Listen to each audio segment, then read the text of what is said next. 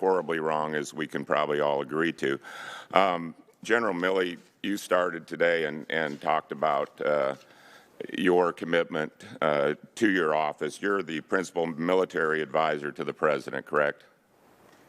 That is correct. And that's to President Trump and President Biden. That's correct, and the Secretary of Defense and the National Security Council. Okay, and Senator Blackburn yesterday asked you about your conversations with several book writers, and you were fine with giving them your opinion, and I think you said that you had a rather blunt and forward phone call with House Speaker Nancy Pelosi. True.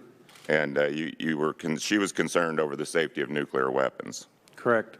Okay.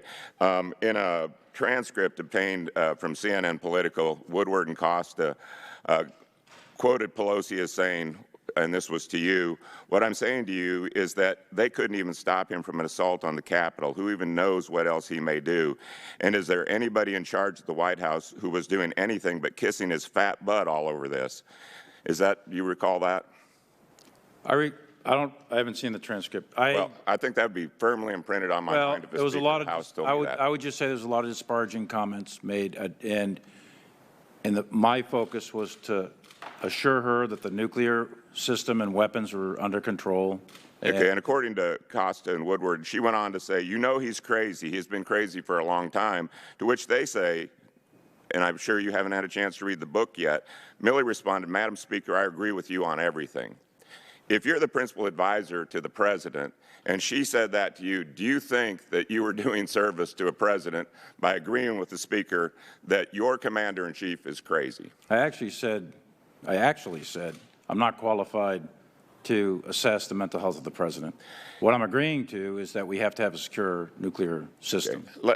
So have you had any conversations with the Speaker or any of our foreign leaders about our current president's mental capacity? We have a physician right here on the panel who was the personal physician of the prior three presidents who said President Biden should take a mental competency test, and we see it in the press, his lack of ability to answer questions. Have you had any conversations with anybody concerning his ability to carry out a nuclear order or any other serious engagements?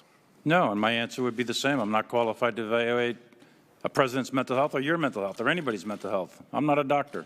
But you were concerned about Trump. You said you were concerned about him when you made the call to China. No, I didn't. What I said to the call to China was I guarantee you that President Trump is not going to attack you in a surprise attack. I was carrying out his intent, President Trump's intent, and in order to protect the American people and prevent an escalation or an incident.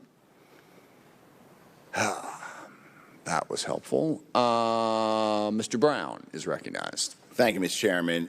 Each of my questions have been asked and answered this morning.